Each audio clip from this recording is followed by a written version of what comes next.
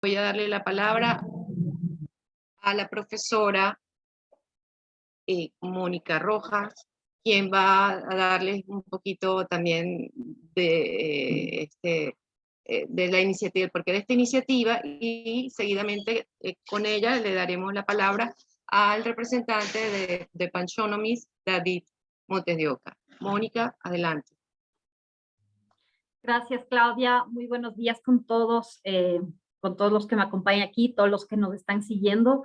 Muchísimas gracias por la invitación. Qué gusto que es para nosotros como Escuela de Economía de la Universidad San Francisco de Quito poder aportar desde nuestra trinchera, por decirlo, desde nuestro espacio, a una conversación que realmente siempre debe estar presente, ¿no? Los temas que nos convocan hoy día sobre cómo mantener, cómo fortalecer o cómo restablecer la democracia es algo que nos compete a todos. Si bien ahora lo que van a tratar es más sobre la coyuntura, creo que, como les dije hace un momento, es un tema que siempre debe estar presente, que es algo que siempre debemos estar cuidando, discutiendo, tanto a nivel nacional y también pues ahora a nivel regional, que es un reto muy importante.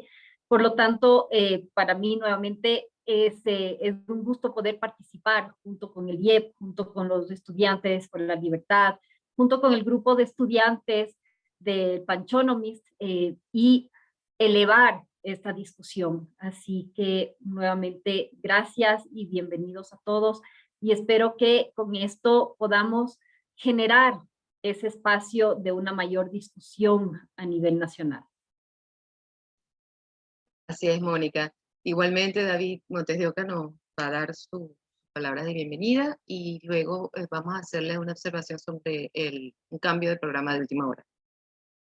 Bueno, yo quiero agradecer por la invitación de parte del Club de Economía. La verdad es que estos espacios de diálogo son necesarios, incluso como para alivianar la incertidumbre que vivimos en estos momentos. Y como muchos de mis profesores han dicho a lo largo de la carrera, es un tema de vivir la economía, de no simplemente estudiarla en términos matemáticos, en términos estadísticos, econométricos o lo que sea, sino en vivir la economía y igualmente con esta coyuntura social se ejemplifica muchas de las situaciones que hemos estudiado y pues me parece súper valioso este espacio que nos estamos dando y muchas gracias a LIE por organizar esto. Gracias, Diego, por además, David, perdón, por también ustedes participar en ello y responder en medio de la urgencia, ¿no? A poder tener sensatez, que pareciera que escasea estos tiempos, para abordar y ahondar, ¿no? Justamente les quería comentar, bueno, esto es un coloquio y vamos a dar más bien espacio que nuestros panelistas puedan dialogar y contrapuntear sobre los temas que estamos tratando hoy. Vamos a tener y darle la bienvenida a Jorge Chuya al panel porque excusamos a Alberto Acosta Burneo, lamentablemente no va a poder acompañarnos, ha tenido un quebranto de salud el día de hoy y pues no nos puede acompañar, pero Jorge Chuya, que es politólogo y que también ahorita debidamente los voy a presentar, pues no dudo que va a poder brindar una mirada además fresca, joven, él como promotor justamente de iniciativas desde su tanque de pensamiento humanamente, donde conjuga esto de la visión política y económica para un mejor Ecuador, nos lo va a poder, digamos, hacer de manera brillante. Voy a, entonces, este espacio de diálogo va a tener primeramente una intervención eh, moderada por mí de unos 30 minutos para un espacio luego de reflexión final de cada participante panelista de unos 10. Luego daremos cabida a sus preguntas a través del chat. Los invitamos a participar bien por acá o a través del chat de tanto las páginas de Facebook Live de Panchonomis como del Instituto Ecuatoriano de Economía Política en la cuenta @IEEP Ecuador.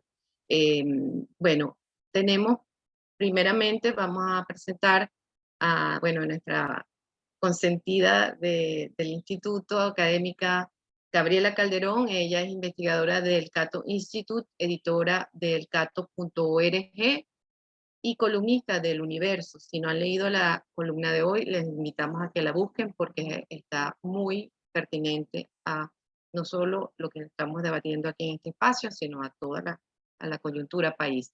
Así como, ya lo mencionamos, es académica asociada del IEP. Se graduó en 2004 con título de Ciencias Políticas con concentración de Relaciones Internacionales de la New York College of Pennsylvania y en el 2007 obtuvo su maestría en Comercio y Política Internacional en George Mason University. Luego, junto a ella está el profesor Pedro Romero, para muchos de ustedes conocido por, bueno, ser profesor del campus y de la Escuela de Economía de la San Francisco, pero además él es también doctor en Economía de la mencionada George Mason University, es director de la maestría de la USFQ y es académico del Instituto Ecuatoriano de Economía Política. Ha sido autor de publicaciones reconocidas en Estados Unidos y Ecuador, además de ser distinguido por instituciones como el Institute for Human Studies, Mont Pelerin Society y Atlas Economic Research Foundation.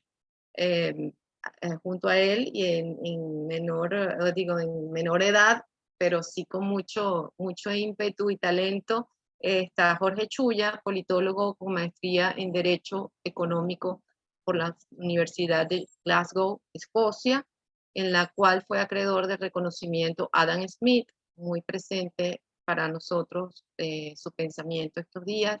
Además, realizó un programa sobre Future Studies en la Universidad de Turku, Finlandia, y él es especializado en diseño y ejecución de proyectos. En la actualidad es director ejecutivo del think tank Humanamente, cuyo fin es fortalecer la participación ciudadana dentro de la sociedad ecuatoriana. Es justo de participación de lo que hablamos, y estos temas deben ser plurales y acatados y acotados desde distintas vertientes. Esta, la académica, y desde la sociedad civil organizada, es fundamental para brindar luces.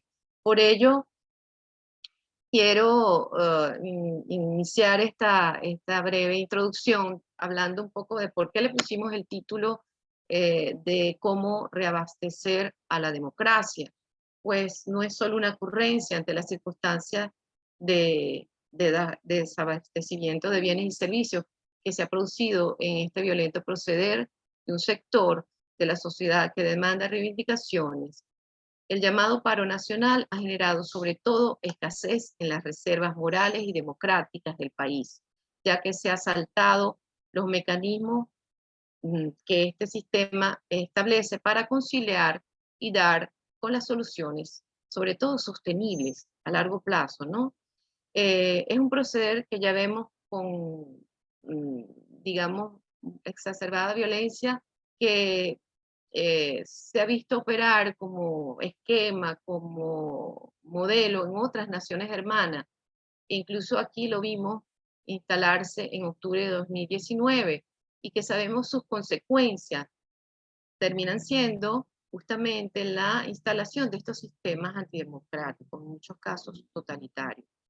Si tomamos como referencia el último índice de calidad institucional 2022, termómetro del estado de una democracia, elaborado por el investigador argentino Martín Krause y promovido bajo el auspicio de la red RELIAL, Red de Organizaciones Liberales para Latinoamérica, la posición de Ecuador fue la número 121 en un total de 183 escaños, ¿no?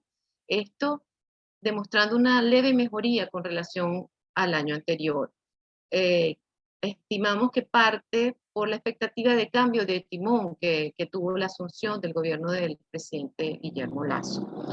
Entonces preguntamos al panel si creen que esta fue la semilla, ha sido la semilla de la discordia. En esta debilidad, se encuentra en esta debilidad institucional del Ecuador.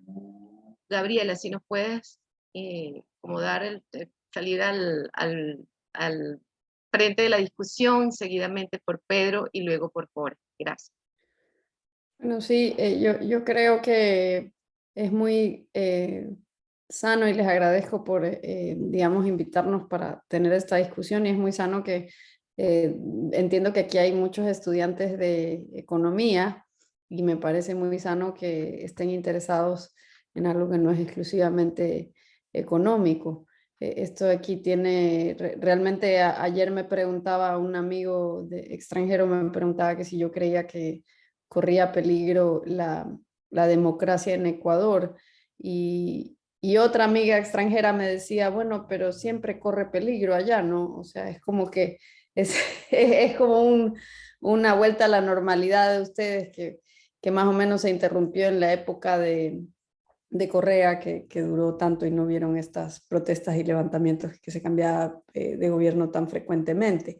Ahora, qué nos dice eso? Pues yo creo que no hemos logrado construir una institucionalidad que pueda ser lo suficientemente sólida para que de afuera lo vean como que se caiga un gobierno es algo normal en Ecuador. Y por otro lado, también sí me parece que nos enfrentamos a algo nuevo que me parece que no tiene precedentes en la historia reciente del país. Por una parte, está el tema del narcotráfico que protagonizó las noticias meses antes de que sucediera esto. Por otra parte, me parece que estamos ante una evidente radicalización de los movimientos indígenas. Ya no podemos ser, digamos, tan matizados como en octubre de 2019, porque ya ha pasado bastante tiempo luego de esos incidentes violentos y la CONAIE tuvo una elección donde eligieron a un dirigente que es abiertamente marxista, mariateísta, frente a otras alternativas disponibles. Entonces, realmente a mí me llama la atención cómo el señor Issa y compañía se pueden pasear por toda la prensa haciendo gala de no ser violentos, cuando su libro es una oda a la violencia como mecanismo para hacer cambios políticos, y justifican lo que hicieron en octubre de 2019. No solo lo justifican, lo celebran, lo ven como algo heroico. Los héroes mencionados en ese libro, El Estallido, que lo publicó en agosto de 2020, Issa, coescrito con Andrés Tapia, el actual secretario de la Casa de la Cultura, Andrés Madrid es el actual secretario de la Casa de la Cultura, y el otro coautor es Andrés Tapia. Por cierto, Andrés Madrid es hijo de Dimitri Madrid, que es el secretario, el decano de la FACSO de la Universidad Central de Quito, donde antes de ser secretario de la Casa de la Cultura, su hijo, Andrés Madrid, era el decano de la Facultad de Artes. Entonces, para entender un poco el trasfondo de esto, ¿no? ¿A qué nos enfrentamos? O sea, por un lado está el tema del narcotráfico, que es algo que anteriormente no había afectado mayormente a nuestro país. Por otro lado está la radicalización de los movimientos indígenas, de la dirigencia de los movimientos indígenas, para decirlo puntualmente.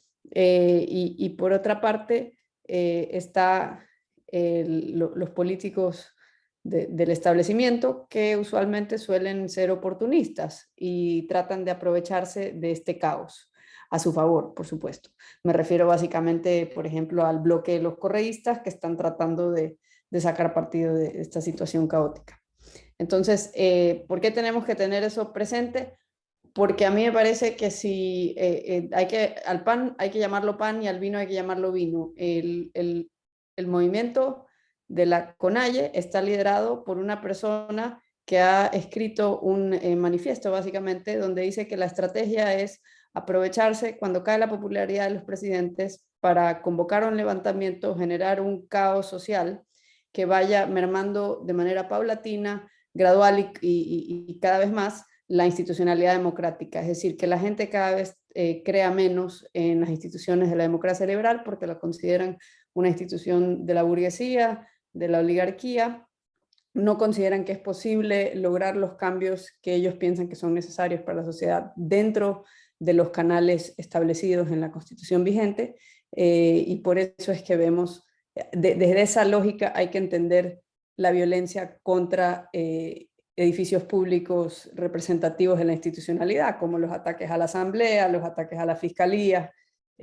Realmente lo que quieren enviar es el mensaje de que quieren destruir este sistema. Ellos hablan del poder real existente, el orden social vigente. Entonces, lo que están hablando es un proyecto realmente radical, y para que ustedes, por si no lo conocen porque son muy jóvenes, el mariateísmo viene del Perú, era un intelectual que promovía el socialismo indoamericano, Isa y compañía le dicen el comunismo indoamericano, y eso es lo que tratan de promover. Y dicen que el error de octubre de 2019, el error de los movimientos indígenas durante los últimos 30 años, es haber tratado de participar en la democracia representativa.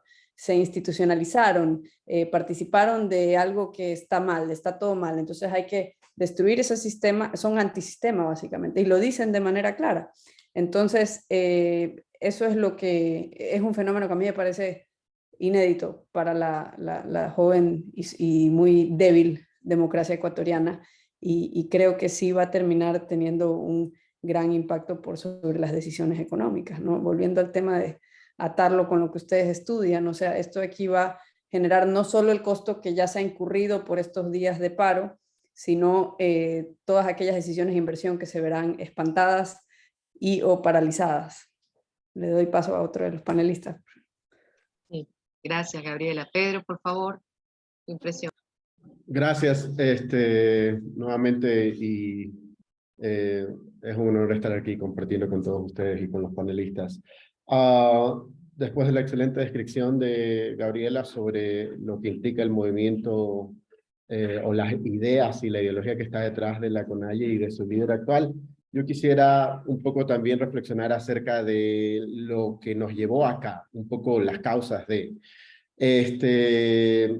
Y entonces, una de las cosas que ha pasado en los últimos 15 años, si se quiere, en Ecuador, para no irnos tan atrás, es que la izquierda, en ese entonces promovida por Correa y todos sus adláteres, tenía esta noción de que ellos iban a recuperar el Estado. Un poco el discurso que también tiene la Correa actual, ¿no? De que como que el sistema estaba mal, acordémonos todo este tema de la ruptura de los 25, todo eso, toda esa idea no es nueva en Ecuador, esto de que el sistema vigente, liberal, democracia liberal, está corrupto, lo que sea, no es nuevo en Ecuador. Ellos lo dijeron en ese entonces y promovieron por eso la Constitución del 2008. Y además tenían esta noción de que recuperar el Estado implicaba que el Estado tenía que ganar posiciones, ¿no? El Estado tenía que meterse más en el sector, en el rol empresarial, más sectores estratégicos, más planificación económica, de qué sectores, acordémonos de la biotecnología, nanotecnología, etcétera. René Ramírez prometiendo que HP, Hewlett Packard ya estaba aquí en Ecuador, tratando de invertir, Tesla, todo lo demás. O sea, toda esa idea de que todo es a través del Estado, ¿no?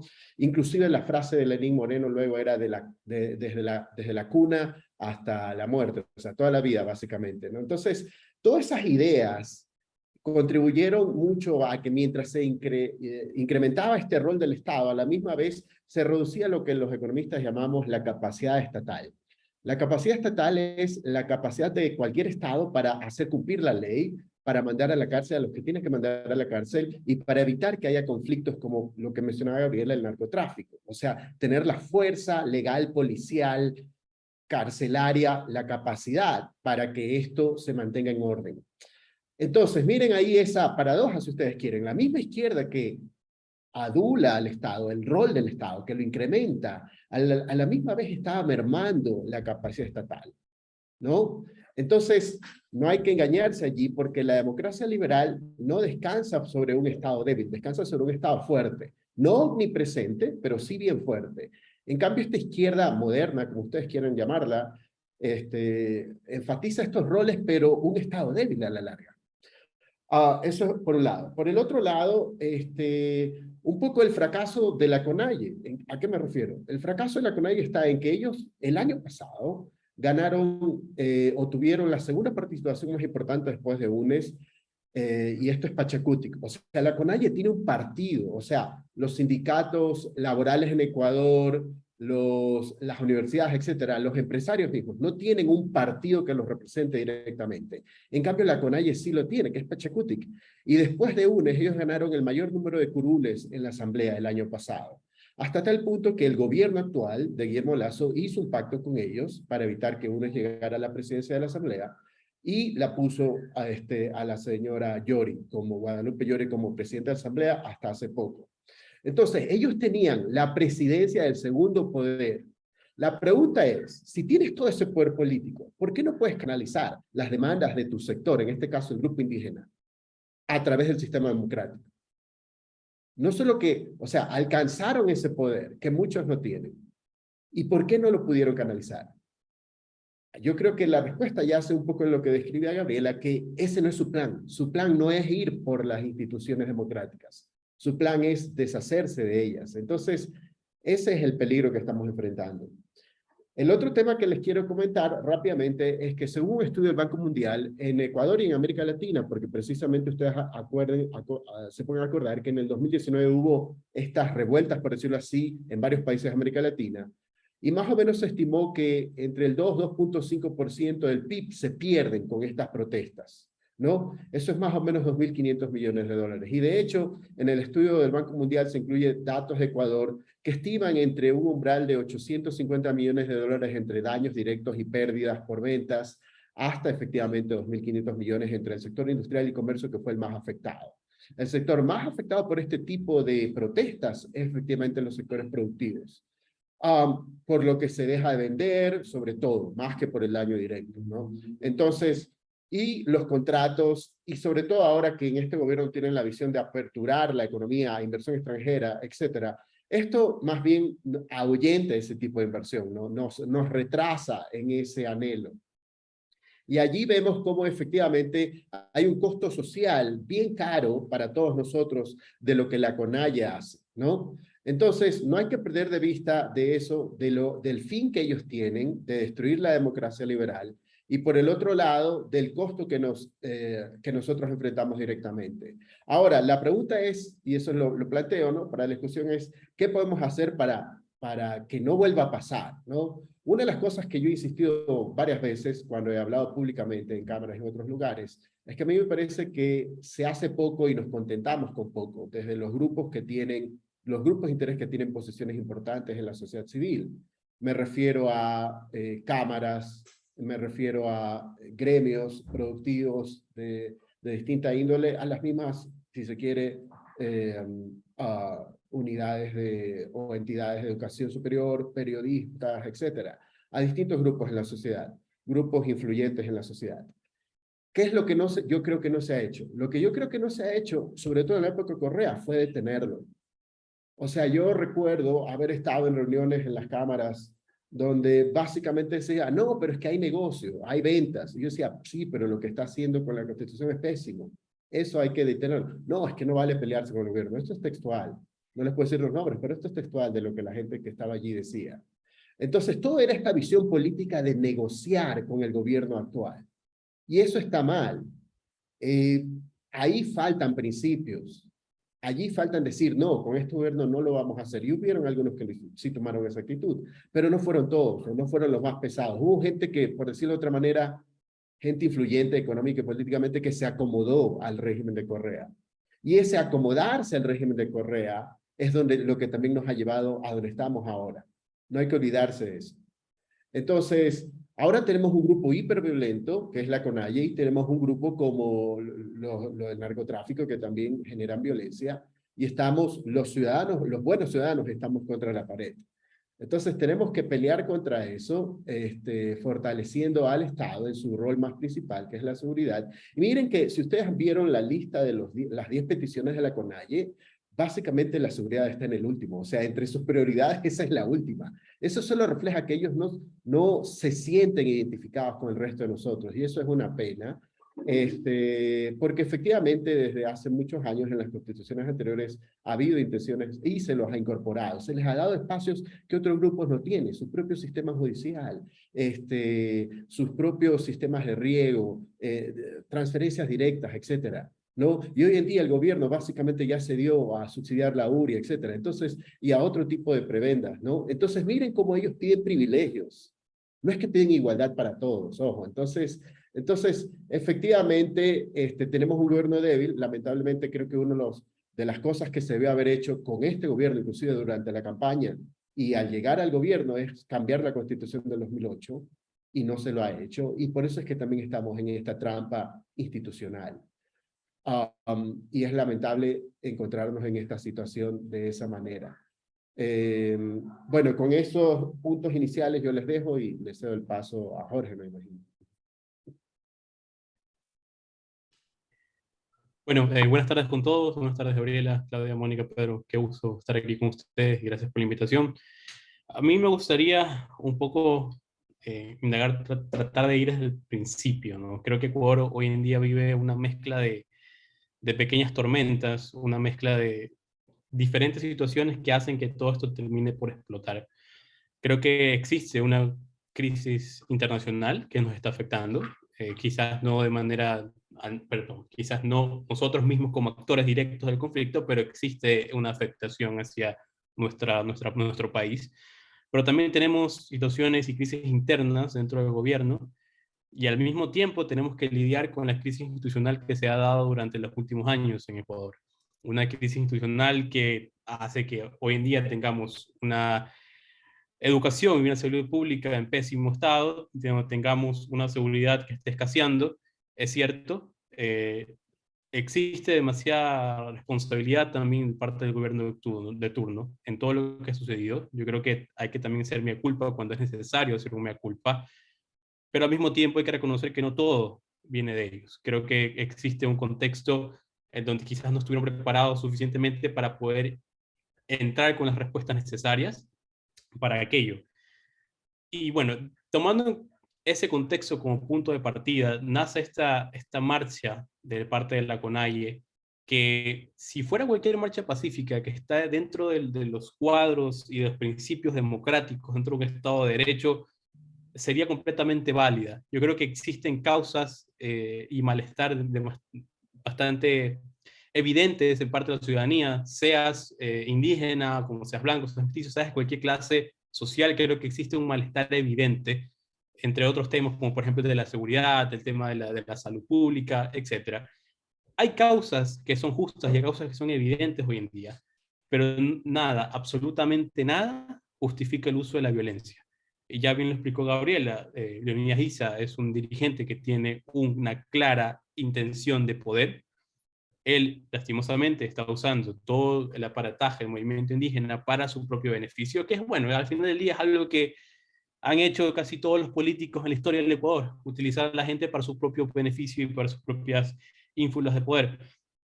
Pero en este caso ha convertido lo que pueden ser causas justas, causas nobles, un malestar evidente, a una marcha violenta, a violentar no solamente edificios públicos, sino también a la ciudadanía común, a coaccionar, amenazar, y eso provoca que exista hoy en día un contexto de violencia de ambos lados, porque también uno no puede dejar de decir, si existe violencia de un lado, tampoco puedes hacerte de la vista gorda del otro lado y no responder de acuerdo a la proporcionalidad que se te permite.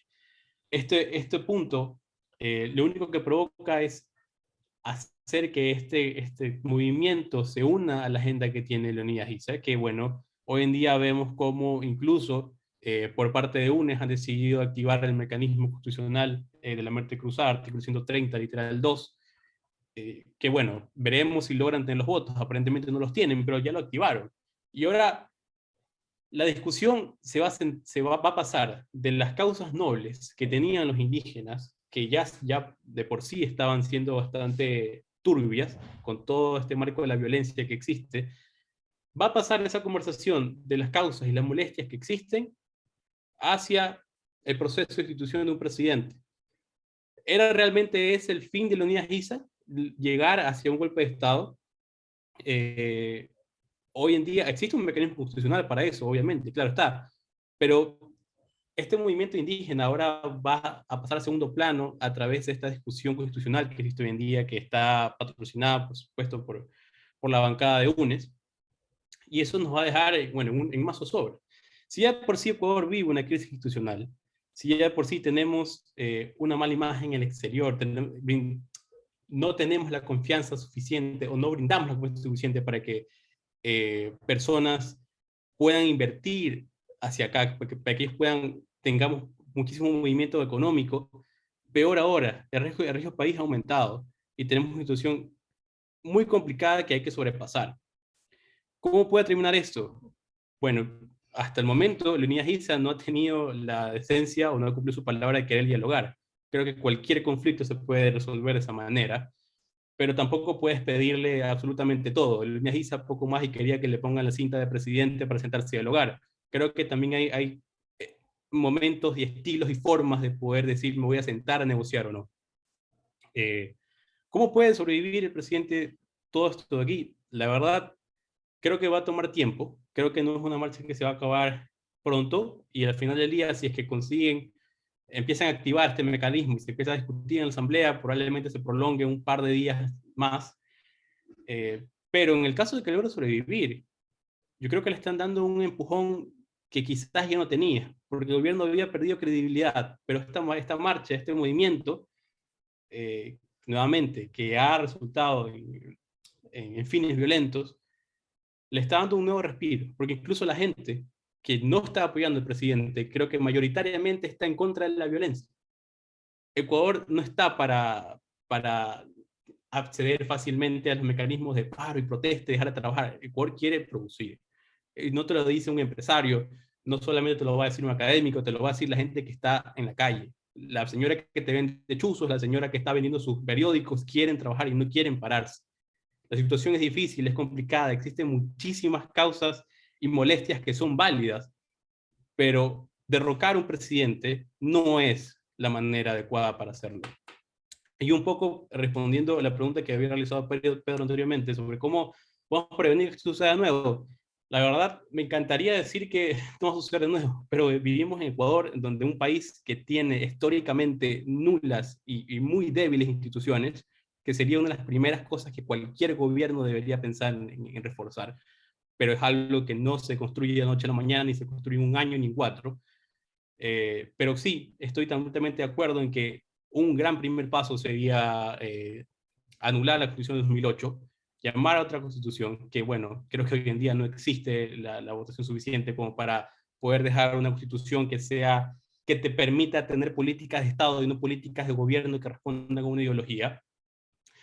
Pero yo quisiera agregarle, y sin ánimos de meterme a ese debate, porque ya de por sí es otro tema para otra charla, yo sí quisiera agregarle la necesidad de entrar en el debate público con el tema de la federalización, de que Ecuador sea una república federal. Yo creo que ya, o podemos vivir toda nuestra vida mintiéndonos nosotros mismos de que existe una identidad ecuatoriana, o podemos reconocer que somos diferentes que somos iguales dentro de nuestras diferencias, que existen en las provincias, en las regiones, en las ciudades. Y yo creo que es un momento de entrar en ese diálogo, en ese debate, de poder pensar en qué pasaría si estuviéramos con una república federal, qué pasaría si existieran diferentes mecanismos para cada uno de esos contextos que tenemos en el Ecuador, porque es momento de dejar esa idea, que para mí es un poco ilusa, de decir que el ecuatoriano es uno solo. El ecuatoriano solamente cuando juega la selección se une, y luego pensar en qué podemos hacer para unirnos a través de nuestras diferencias. Y creo que ahí está la clave para poder tener respuestas a largo plazo. Gracias. Bueno, gracias a los tres por esta primera ronda que nos lleva justamente antes de entrar en evaluar otros sistemas como el federal que propone Jorge, y más o menos en esa misma línea, yo tenía pendiente aquí la figura de la mediación, es decir, ¿cómo debería ejecutarse este cambio reivindicativo si estos sectores argumentan sentirse ignorados y no representados por la institucionalidad y el Estado? La figura de un mediador pareciera ser la salida en este caso. Y si es así, ¿cuál sería ese actor? ¿Cuál ven ustedes que pudiera ser ese actor mediador? ¿Algún organismo internacional, la iglesia, como se ha manifestado, las instituciones académicas? Empezamos nuevamente por Gaby y bueno, seguimos con Pedro y Jorge. Bueno, el problema con las instituciones académicas es que como un fiel reflejo, como un espejo de la crisis en las universidades de primer mundo, se han politizado a un grado tan tan dominante que es difícil que sean actores neutros y si no son percibidos como neutros, pues no fracasarían en su rol de mediadores. Las organizaciones internacionales, según el caso, también pecan de eso, ¿no? O sea, por ejemplo, ahora vemos en el reportaje, si ustedes siguen el reportaje Human Rights Watch, parece que los únicos que sufren violencia son los manifestantes. Nada dicen de lo que pasó ayer por la noche con el convoy de militares que fueron, digamos, a los que se les tendió una trampa y que fueron heridos de gravedad. No se reconoce de manera objetiva la violencia que es evidente también por parte de algunos de los manifestantes. Por ese lado los mediadores se dificultan. Ahora, el tema está en que incluso con los mejores mediadores, como dice Jorge, no nos vamos a poder poner de acuerdo sobre siquiera las cosas más básicas.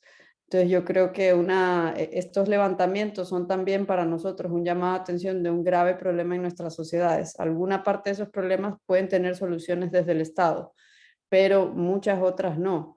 Tienen que ver también con una crisis que, bueno, que no es políticamente correcto decirlo, pero yo creo que hay muchos jóvenes en Ecuador que crecen sin sentido de agencia, que no creen que tienen control sobre su destino y que creen que están condenados a vivir, digamos, a seguir como una hoja que los lleva el viento y que no tienen capacidad real de cambiar su destino a través del mérito, de una ética de trabajo, porque realmente es algo que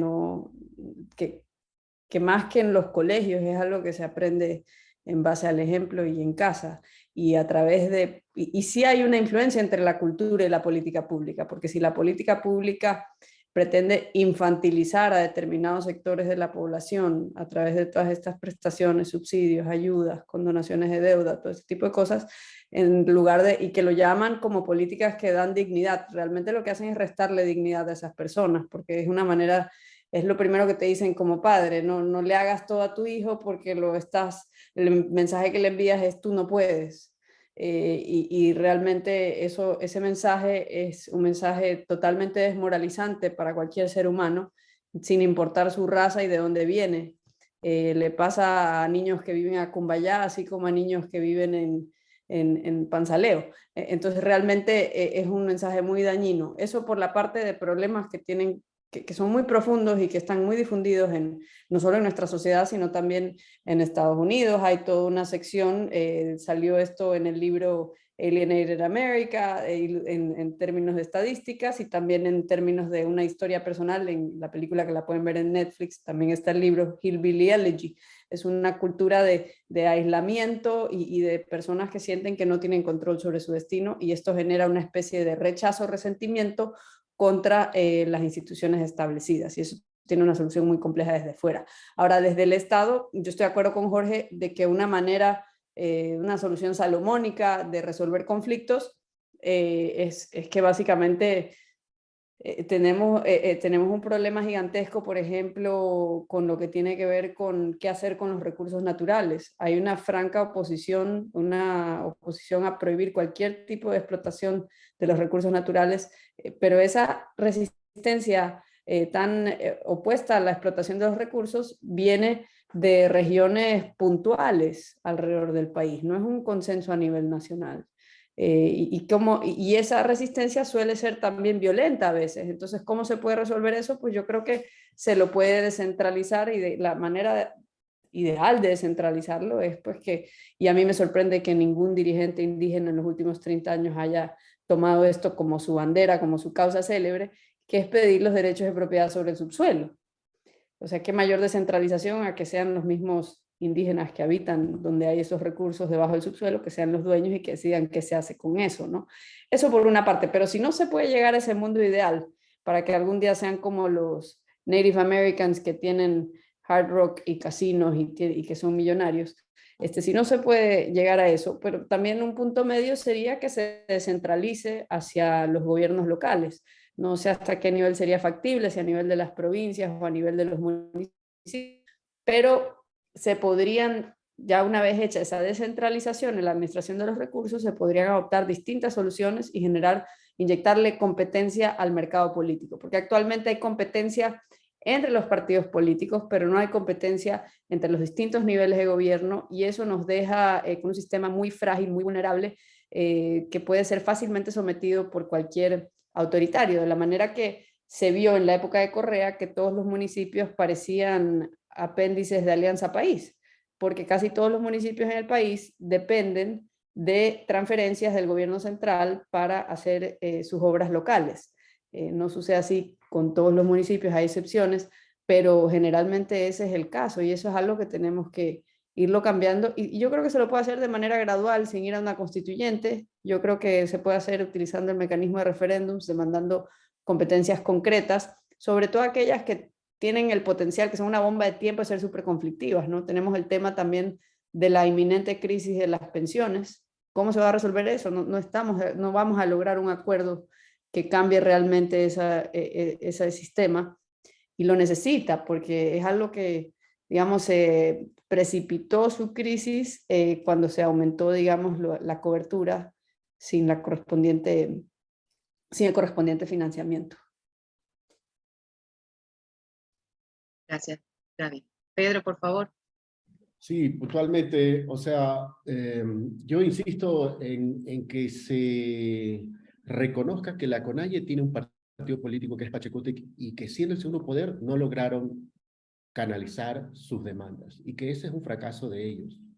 En segundo lugar, en el corto plazo creo que la mediación debe venir inevitablemente por lo que tenemos, o sea, tampoco podemos pedir las cosas más ideales del mundo, pero, o sea, el sector productivo, los gremios que están, el mismo gobierno, las universidades, las que están, la iglesia, etcétera, algún organismo internacional como las Naciones Unidas, lo que haya, y en base a eso tratar de encontrar una solución de corto plazo. Porque en el largo plazo, yo estoy de acuerdo un poco con lo que ha mencionado tanto Jorge como Gabriela por el lado del federalismo, y por el lado de la distritalización de los votos, ¿no? Porque aquí todavía se vota por planchas y todo eso, ¿no? En lugar de votarse de manera más descentralizada y más transparente, a todos los niveles de gobierno, o sea, concejales, alcaldes, prefectos, asambleístas, etcétera, presidentes. Y creo que eso mejoraría ese federalismo del que hablaron antes. Y ese tema importante que tocó Gabriela, de que probablemente lo mejor que se le puede dar a los indígenas es decirles, miren, allá en el oriente, o no sé, en algunas otras regiones del país, donde ustedes ya hayan vivido y esté reconocido que son de alguna manera sus territorios, todo lo que está bajo el subsuelo es suyo. Y ustedes verán si lo venden, lo exportan, lo dejan ahí. Es suyo. El Estado central renuncia a ello. La pregunta es si lo va a hacer. Hasta donde yo sé, el actual gobierno ha dicho que no, o sea, ellos no van a hacer ese paso. Pero ya que estamos en esta situación, hablando de soluciones ya de mediano y largo plazo, esa es una solución que no hemos adoptado antes y que podríamos tratar. Porque lo que existe ahora, el status quo, es pésimo para todos. Gracias. Gracias, Pedro. Jorge, por favor, adelante. Bueno, para responder a tu pregunta concreta, yo creo que diferentes organismos pueden darse como mediadores en este conflicto, tanto internacionales como nacionales. Una cosa que para mí debería ser importante es tratar de buscar un poco la pluralidad de estos actores, ¿no? Porque si tenemos solo de un lado universidades públicas o instituciones que claramente están alineadas hacia uno de los dos bandos, lo más sano para todos es que exista una pluralidad de posiciones y poder tener unos mediadores, bueno, balanceados, no neutros, porque cada persona tiene su propio corazón y sus propias emociones. Pero creo que más allá de eso, lo importante es saber si ISA se quiere sentar a conversar, porque ha tenido la oportunidad de hacerlo, se le ha entregado como incluso, vamos a llamarlo ofrenda de paz, la Casa de la Cultura Ecuatoriana, pero ¿dónde está ese deseo de conversar? También pienso que a ISA se le ha ido un poco de las manos el tema de la violencia. Yo creo que ahora ni siquiera sus propios allegados muchas veces le están escuchando y le están siguiendo sus órdenes. Como ayer claramente dijo, paremos un poco la violencia, vamos a ver qué se puede hacer y luego iremos hacia la asamblea. Pero luego en la noche tienes lo que ya mencionó Gabriela, cómo hace un ataque por la espalda a un convoy militar y existen otras consecuencias. Entonces, primero habría que preguntar si realmente ISA todavía puede ser ese líder que se dice ser dentro de la CONAIE, si tiene esa potestad para poder comunicar y dar órdenes, para generar confianza entre sus propios manifestantes, luego habrá que ver si puede ser capaz de honrar a su palabra, porque hasta el día de hoy un diálogo concreto no existe, y sí ha existido por parte del gobierno central la mano abierta, el espacio para poder hacerlo. Pero, nuevamente, para mí, y haciendo un análisis un poco más profundo de la persona y el individuo, Isa es una persona que claramente quiere el poder y que solamente está utilizando causas justas de personas insatisfechas y de un movimiento que lo sigue para poder llegar hasta allá. Creo que una de las más grandes excepciones que tuvo en su vida fue perder las elecciones internas con Yacu Pérez para poder lanzarse como presidente hace un año atrás, año y medio atrás. Entonces, tenemos que entender también a la persona, qué es lo que realmente Isa quiere, si quiere sentarse y dialogar o no. Porque luego te saca un comunicado de 10 puntos que para ellos son irreconciliables para poder negociar. Y bueno, hay que también ser un poquito más maduro y acertado con lo que tú puedes exigir. Porque sí existen bastantes demandas insatisfechas y existen demasiadas situaciones que deben darse y que pueden cumplirse, pero tampoco puedes pedir absolutamente todo. Tú no eres primero el ejecutivo y segundo, como ya lo mencionó Pedro, también tienes un partido en la asamblea que es el segundo poder de manera individual y de manera colectiva, probablemente tenga la mayoría dentro de la asamblea. Si tu propio partido no puede responder con tus demandas, entonces para ti la opción más viable es ir hacia una revocatoria de mandato, hacia un golpe de Estado constitucional.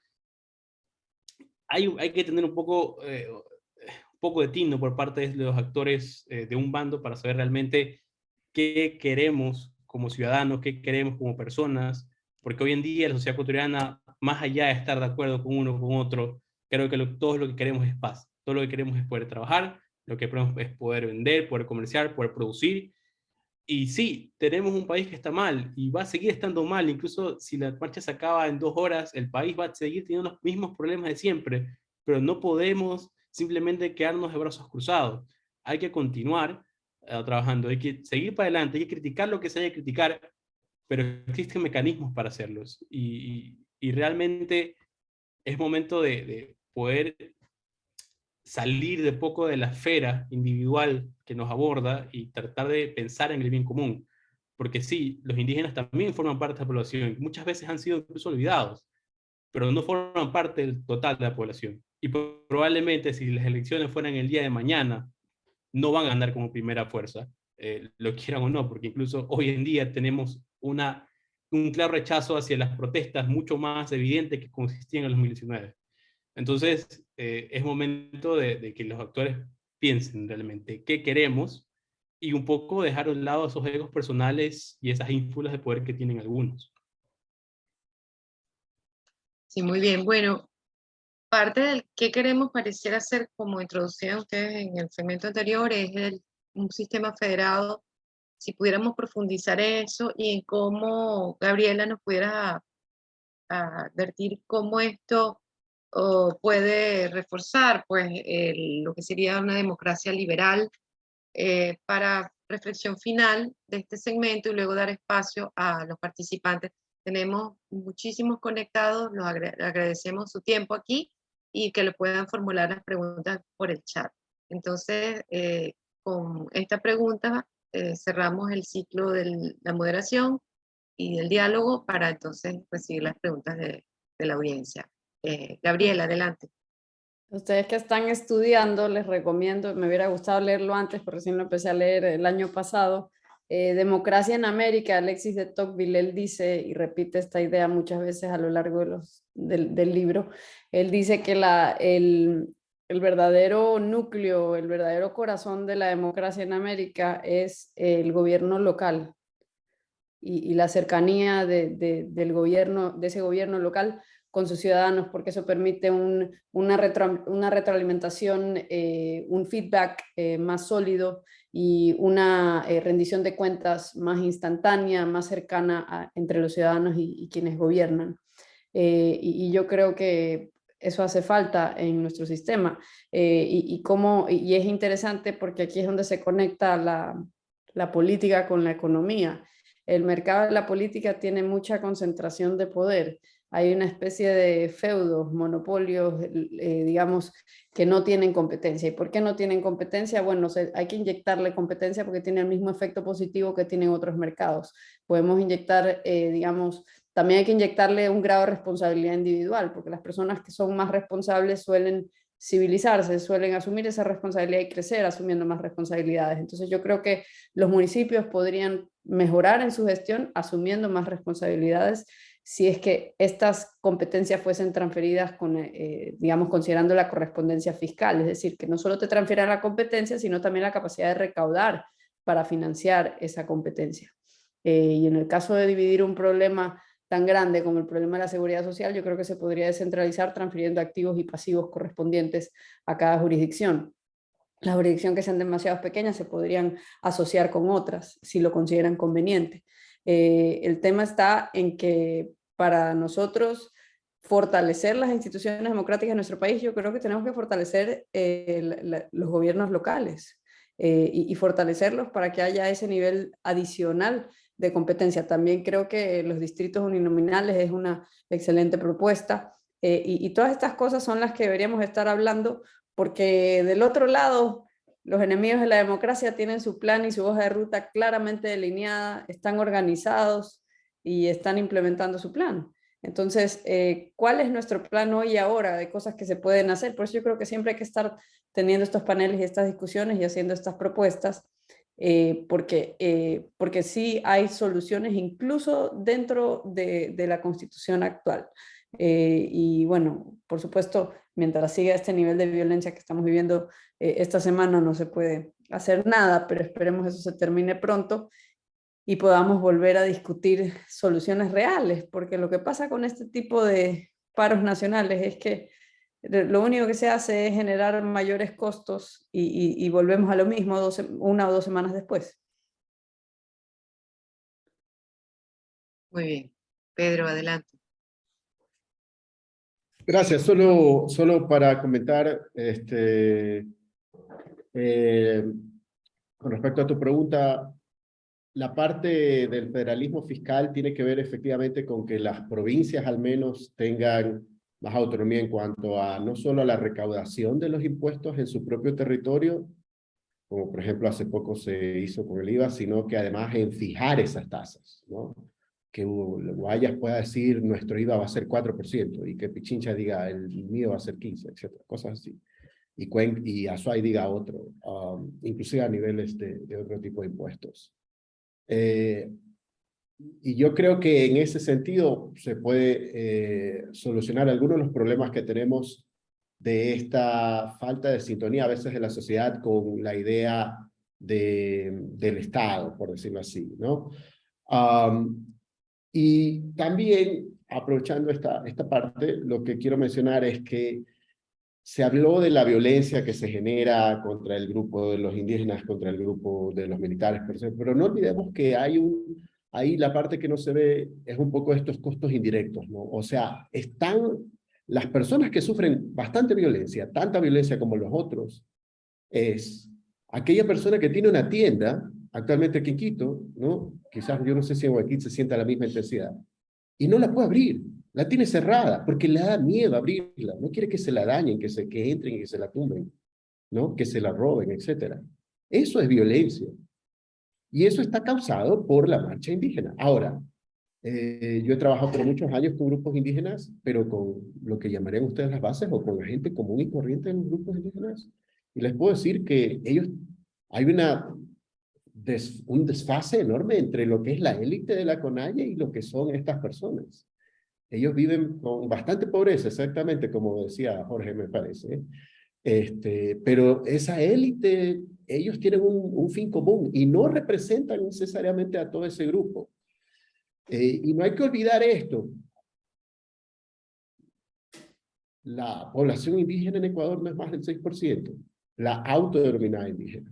La mayoría somos mestizos, ¿no? El Ecuador es mestizo, nos guste o no. Entonces, ese es el Ecuador que tenemos que construir e incorporar a todos los grupos, sí, por supuesto. Pero ese es el Ecuador. Entonces, depende de nosotros, ¿no? Entonces, no puede ser que una minoría quiera imponerse sobre el resto. Entonces, yo pienso que ahí hay que tomar en cuenta qué es lo que nosotros concebimos como democracia y qué es lo que concebimos como Estado de Derecho. Perfecto. Bueno, entonces nada, sin más, Diego Berresueta es miembro de Panchonomis y es quien nos va a dirigir pues esta parte de preguntas que ya está nutrido el chat. Diego, adelante.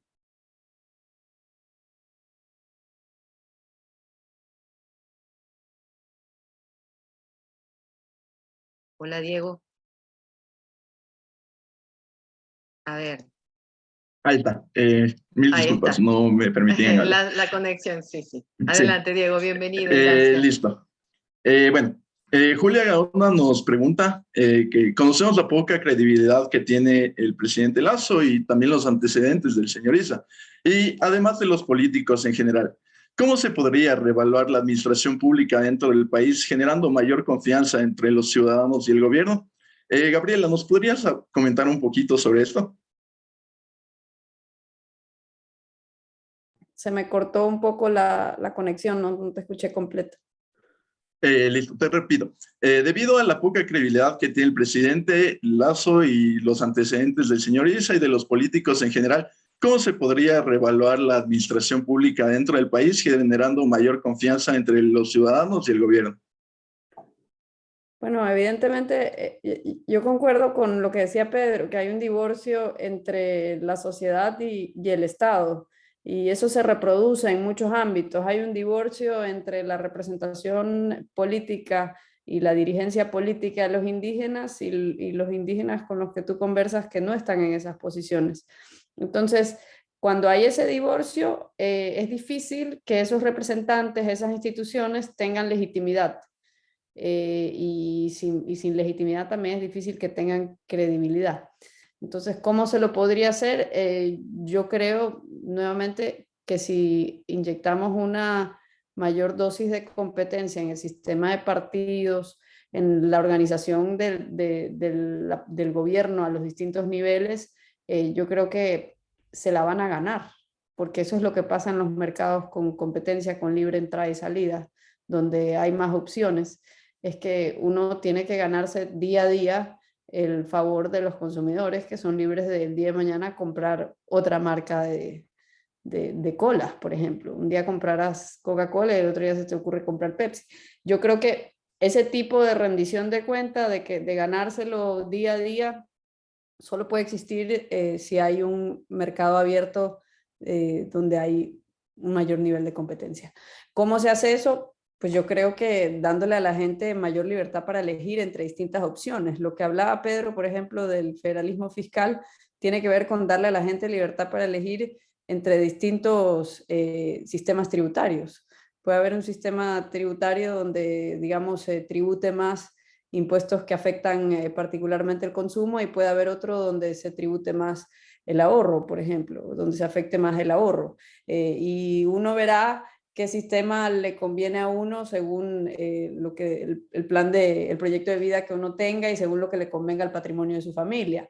Por supuesto que uno no decide irse a vivir a otro lugar en base exclusivamente a los sistemas tributarios, ¿no? También tiene que ver con la calidad de servicios públicos básicos como la seguridad. Un Estado que, como dijo también Pedro, ha perdido capacidad de garantizar la función más básica que debe garantizar, que es la seguridad, la integridad física de las personas y salvaguardar la propiedad privada de las personas para que puedan desempeñar sus actividades económicas y vivir el día a día en paz, obvio que va a perder credibilidad. Peor aún si es que paulatinamente lo que hacen es cobrar más impuestos. Entonces uno dice, ¿para qué? ¿Por qué tengo que pagar más si no estoy recibiendo mejor servicio? En una empresa privada, si te ofrecieran, oiga, mire, ahora le voy a dar un servicio de internet peor, pero le voy a cobrar más. Te cambias de empresa de internet, no lo piensas dos veces, dices, no, pues así no me conviene. Ahora, con el gobierno no funciona así, no tienes escapatoria. Si hubiese federalismo fiscal, competencia fiscal entre distintos sistemas tributarios, uno podría votar con los pies considerando otros factores que también influyen donde tú deseas invertir, vivir, gastar, etcétera, ¿no? Entonces yo creo que cómo se fortalece, cómo se construye esa credibilidad es algo muy difícil, pero sí creo que hay que empezar por darle a la gente libertad para elegir y ponerlos a competir por nuestras preferencias, ¿no? Muchísimas gracias. Pasamos con otra pregunta de Leonel Morales. Nos pregunta, esta pregunta va dirigida para Pedro Romero. La coyuntura social exige políticas muy concretas para democratizar el acceso a los recursos de la sociedad. Desde el gobierno se dé el control del precio propuesto por la CONAIE y conduce a eliminación de los incentivos. ¿Qué decisiones pueden resolver este problema? En el caso de los aceites, ¿se podría pensar en reducir cierto tipo de impuestos o qué incentivos deberían mejorar para que esta situación cambie? Gracias. Bueno, sí, a ver, sí, efectivamente la CONAIE pide temas de regulación de precios, control de precios, y el gobierno, de hecho, eso fue uno de los puntos que se dio con el control a través de las gobernaciones. A ver, ahí efectivamente los controles de precios generan estos mercados cautivos, ¿no? De gente que se acostumbra, como en algunos casos en Ecuador tenemos en el arroz, etcétera, en la leche, gente que dice, que produce en base a un precio que más o menos sabe que va a estar fijo a un nivel, por encima del mercado, digámoslo así, y entonces empieza a producir en exceso, ¿no? Y ya cuando sacan eso al mercado, finalmente los intermediarios que van a exportar van a decir, oye, hay tanto producción que yo te ofrezco menos, ¿no? Entonces, para evitar esos ciclos, es que tú tienes que eliminar los controles de precios, ¿no? Para que la gente utilice mejor el suelo, su parcela, etcétera, y sus recursos para ponerse a producir productos agrícolas, digamos, etcétera. Entonces, ahí, lamentablemente, no solo la coyuntura, pero la inercia que vivimos en Ecuador de estos precios controlados hacen que sea un problema político de cómo cambiarlo, pero ahí falta educar a la población, a los mismos indígenas, a los mismos campesinos, de que precios fijos más bien les generan problemas, por un lado. Por el otro lado, el tema del aceite es bien coyuntural, tiene que ver con el tema de la guerra en Ucrania y Rusia, ¿no? Entonces hay que comunicar esto, hay que entenderle, hay que hacer entender que no es algo del gobierno o de las empresas ecuatorianas, es algo muy peculiar por lo que está pasando y que va a ser, esperemos que sea así, temporal, ¿no? Entonces que tenemos que adaptarnos y quizás las empresas lo que puedan hacer es ver qué alternativas hay para producir otro tipo de aceites, ¿no? Que no dependan de esa fuente europea, etcétera. Entonces, y quizás allí lo que el gobierno puede generar es marcos de eliminación de aranceles para que materias primas se puedan importar más baratas, etcétera. Aquí yo estoy en desacuerdo con la política comercial del gobierno en el siguiente sentido. El gobierno dice, vamos a firmar 10 acuerdos comerciales, y está bien, nos hacen falta, pero Ecuador necesita medidas radicales como la dolarización para llamar la atención, para señalar que estamos en el buen camino. ¿Cuál es la medida radical de Ecuador? Es decir, antes de firmar acuerdos comerciales, yo ya eliminé todos los aranceles. Eso es lo que tiene que hacer Ecuador. Porque si no, es poco a poco, y los acuerdos comerciales, como ustedes deben saber, es te doy esto, me das esto. No es la verdad libre comercio. Entonces yo pienso que eso nos hace falta. Muchísimas gracias, Pedro. La siguiente pregunta nos comparte Gerardo Valencia, que se habló sobre esta separación territorial, el federalismo, de las comunidades como medida para relajar las tensiones ideológicas en el mediano y largo plazo. Eso es dar por hecho que es inviable llegar a coincidir ideológicamente como sociedad. Jorge, ¿nos podrías comentar un poquito sobre esto? Bueno, primero gracias por la pregunta. A ver, yo creo que hoy en día Ecuador carece de políticos, incluso de partidos políticos maduros, que sean capaces de responder o de pensar en políticas de Estado y no de políticas que solamente respondan a la ideología que sigue.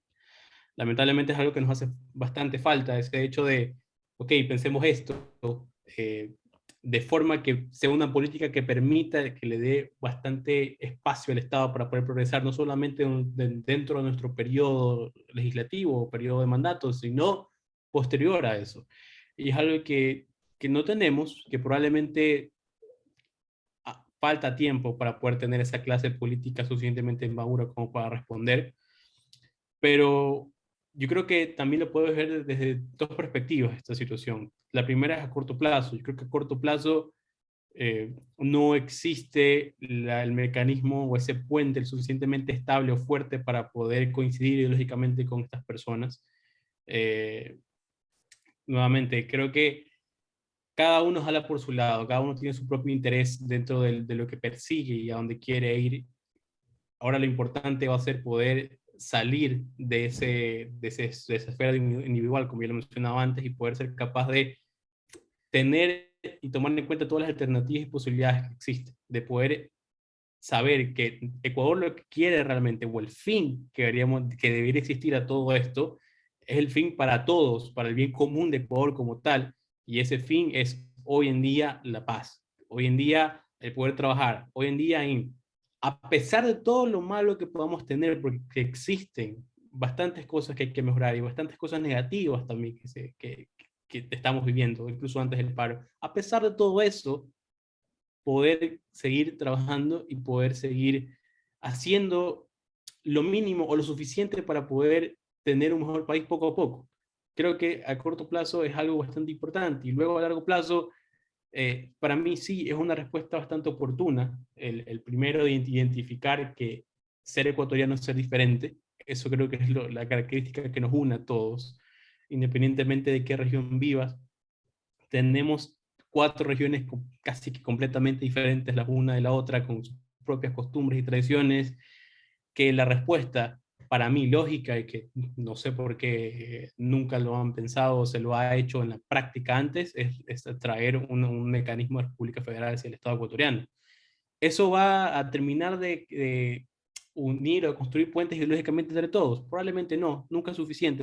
Cualquier Estado siempre tiene problemas internos y siempre existen diversas situaciones que uno tiene que enfrentar como jefe de Estado, pero el dar esa libertad a que cada pueblo pueda ser capaz de vivir dentro de su contexto, dentro de sus propias costumbres, de poder decidir en su propio territorio, es ya un paso bastante importante. Es ya poder permitir a tratar de zanjar muchas diferencias a través de los acuerdos, a través del diálogo y a través de, sobre todo, identificarlos, decirte, yo sé que tú estás presente, sé que eres parte de la sociedad ecuatoriana, a pesar de que no has sido escuchado durante bastantes años, y ahora es el momento de poder tener la capacidad de que tú decidas sobre tu pueblo, sobre tu ciudad, sobre tu provincia, sobre tu comunidad, y de esa manera poder tener más puentes dentro de la diversidad y ser una república mucho más unida para lo que nosotros queremos lograr a largo plazo. Muchas gracias, Jorge. Precisamente nos preguntan desde Facebook, esta pregunta va dirigida para Pedro, que cómo podría la Universidad de San Francisco de Quito abanderar un nuevo modelo de herramientas, de prácticas de presupuesto, control de los inventarios, etcétera, a través de las nuevas tecnologías. Como sabemos, Big Data, Blockchain, etcétera, nos ayudan a tener un mejor control sobre todo esto. Pero ¿cómo podría la academia involucrarse en este tipo de problemática? Esa es una excelente pregunta y simplemente voy a responder desde algunas de las cosas que podemos hacer, pero tomando en cuenta que la universidad tiene sus autoridades y yo no soy el rector. Entonces, efectivamente hay algunos proyectos. Uno de estos es un Data Hub de la universidad, que lo estamos promoviendo internamente en la universidad con convenios con entidades estatales para mejorar un flujo de datos, hacer un repositorio de datos de primera fuente y generar inteligencia de datos para investigaciones y para toma de decisiones políticas. Pero está en su etapa bien inicial. Y luego, esa es una manera en que yo podría decir estamos involucrados en. Pero en general, también muchas de estas cosas no se han dado antes, porque la retórica, por ejemplo, de gobiernos anteriores era en contra de las universidades privadas, por ejemplo. Entonces, no olvidemos ese tipo de cosas. Entonces, y ahí hay espacios en la academia. Yo pienso que no solo el sector público de Ecuador, sino también el sector privado, yo lo puedo decir, el sector privado de Ecuador, y si se quiere la academia del Ecuador, tanto privada como pública, no se enlazan lo suficiente. por distintas razones, no sé, etcétera, que existen de ambos lados, a diferencia de lo que sucede en otros países, ¿no? Cuando ustedes hablan, por ejemplo, de polos de desarrollo como ahorita que lo están haciendo a través de Facebook, ¿no? Y dicen, ah, sí, está en Palo Alto. Bueno, está Stanford, está la empresa, están bancos, están las empresas legales, todas forman lo que se llama un clúster de desarrollo, originado espontáneamente, por cierto. Y esto de aquí, este conglomerado, ¿no? Hace que efectivamente se generen ideas, que se financien ideas, a veces ideas que fracasan, eso es lo que a veces no se entiende en los planes de desarrollo. A veces las ideas tienen que fracasar para descubrir mejores ideas, ¿no? Y eso de allí debería hacerse más en Ecuador y no se hace por muchas razones que por ahora no las podría mencionar en un corto tiempo, pero que se podrían y se deberían hacer más. Muchísimas gracias, Pedro. Esta pregunta va dirigida para nuestros 3 panelistas y considero que es bastante oportuno en esto de la educación. Gabriela nos pregunta que, ¿qué se podría hacer en materia de educación económica en el país? La ignorancia juega un rol importante dentro de lo que está sucediendo y realmente no se han hecho avances para mejorar esta situación. ¿Qué creen cada uno de ustedes que se debería hacer para mejorar el sistema educativo en el país? No sé si empiezo yo. Yo creo que es muy interesante el ejemplo que hay en España, en Suecia, en Estados Unidos, de las llamadas charter schools o colegios concertados, que son estos colegios mediante los cuales se le da un bono escolar a los padres de familia y con ese bono los padres eligen a qué colegio llevar a sus hijos, incluso si quisieran por encima del valor de ese bono suplementar con su propio ingreso para que vayan a un colegio que cuesta más. Yo creo que hay que poner en el asiento del conductor a los padres de familia, sobre todo cuando se trata de educación básica, y a los estudiantes cuando se trata en el caso de la educación superior. Eso sería, nuevamente, siguiendo con el tema, aprovechando que ustedes son economistas, inyectarle competencia. Yo creo que eso mejora, y está demostrado en estudios de la literatura económica, que eso mejora la calidad no solo de los colegios, de estos colegios privados, sino que mejora la calidad de los colegios públicos, que es una propuesta que, digamos, uno puede quizás llegar a un compromiso con personas que no creen en la educación particular o privada, diciéndoles, mira, no estoy proponiendo desaparecer la educación pública, esta va a seguir existiendo, lo único que estoy haciendo es abrir una puerta para que los padres, si no están contentos, si no están satisfechos, puedan tomar sus dólares y llevarlos a otra institución que mejor los satisfaga. Es una manera de indirectamente mejorar la educación económica en el país, porque la educación en el país tiene problemas no solo en lo que tiene que ver con economía, sino en cosas más básicas como lectura y leer con comprensión, matemáticas básicas. En todo eso, Ecuador y Latinoamérica en general, porque creo que el único país que se salva en las pruebas internacionales de PISA es Chile, sale mal parado.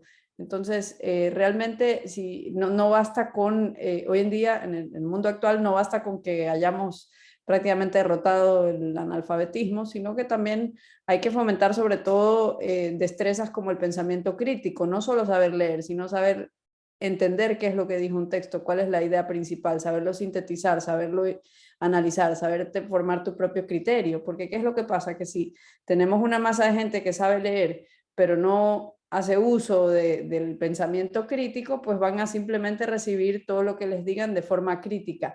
Y eso yo creo que está en el fondo del llamado problema de la desinformación. La desinformación, o sea, uno es fácil presa de la desinformación cuando uno no hace ejercicio del pensamiento crítico. O sea, me llega un video por WhatsApp, me llega un texto por WhatsApp, mi pensamiento crítico principal es, bueno, ¿será actual? ¿Será de esta fecha? ¿Quién lo filmó? ¿Cuál es la fuente? Digamos, ese tipo de cosas que se aprenden, digamos, es una disciplina constante que se tiene que aprender a través de, yo creo que la buena educación. ¿Y cómo se mejora la educación?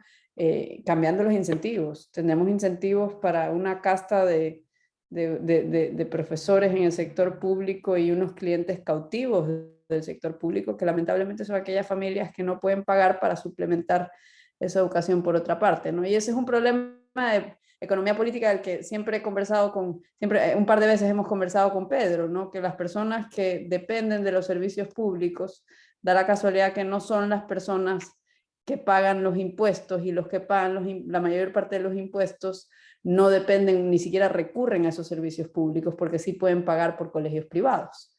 Entonces, por eso es que en Ecuador los que reciben los servicios públicos como que no se preocupan tanto de la calidad, porque dicen a caballo regalado no se le mira el diente, y los que no reciben los servicios públicos, sino que los financian, no les importa tanto que les aumenten los impuestos, porque, digamos, ellos pagan para que no les molesten, para que el SRI no les ponga una glosa, una auditoría, y no les preocupa si está bien gastado, porque sus hijos no van a ir a esos colegios fiscales.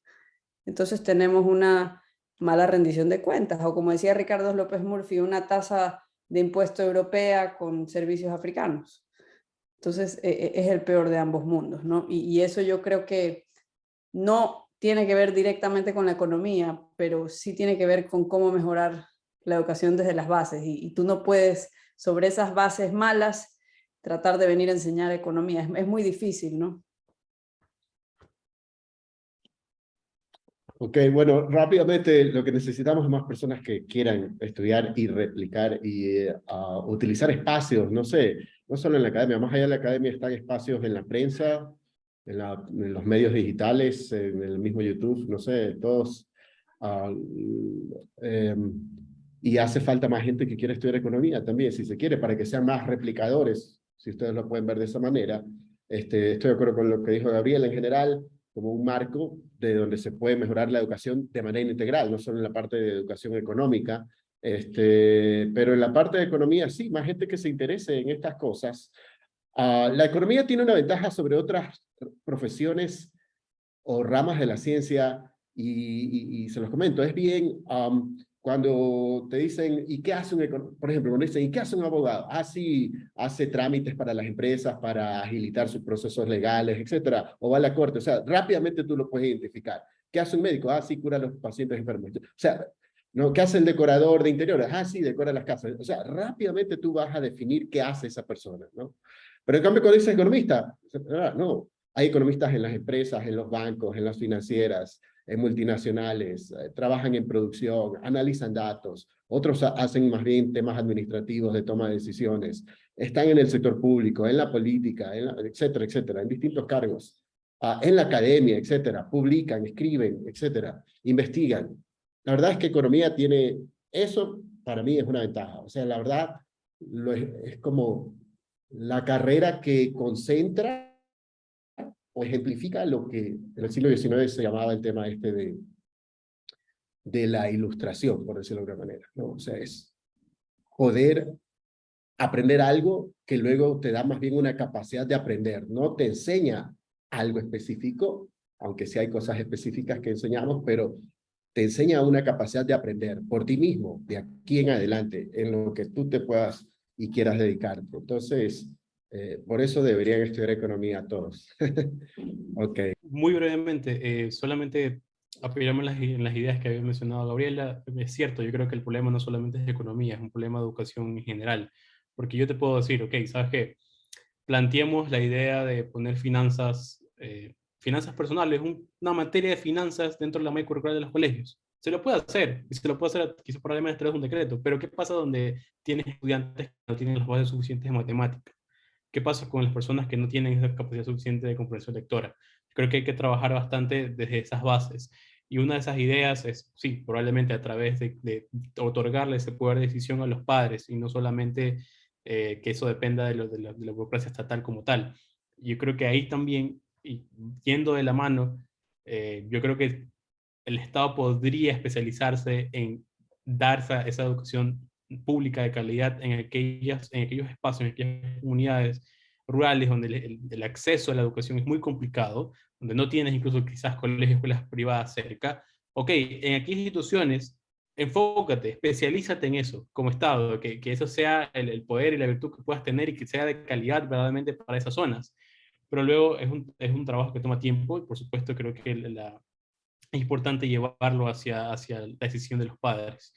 Y bueno, posteriormente, ya puntualizando un poco más la pregunta que habían realizado, concuerdo completamente en la idea de que creo que la educación económica se complementa con otras cosas. Y creo que cada persona también debe ser parte, independientemente de cuál es su carrera, debe instruirse dentro de su economía. Yo soy politólogo, esa fue mi licenciatura, luego por diversos cursos, por el trabajo y diversas cosas que hice, me terminó gustando la economía y me terminé especializando como economista, pero eso no es algo que le va a suceder a todos, que no pertenezcan a una carrera diferente.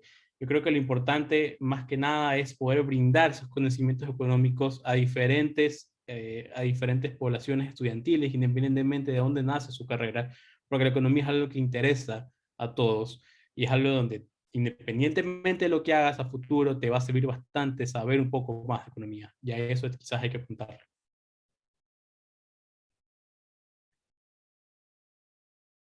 Bueno, Diego, vale. si tomo la palabra yo, agradecerle a Diego de Resueta por su espacio de modulación del chat y de la gente que estuvo muy participativa. Se nos quedaron algunas preguntas en el tintero que vamos a procurar hacer llegar a los expositores, panelistas.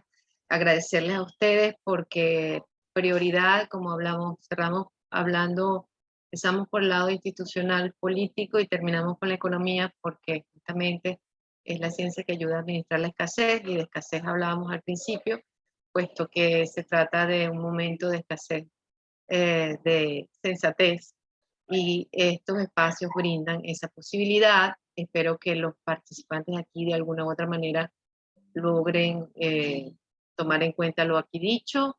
Agradecemos a Gabriela Calderón, Pedro Romero y a Jorge Chuya por ser parte de esta jornada con sus apreciaciones, con su conocimiento y sobre todo con su preocupación para el país y lo que está viviendo.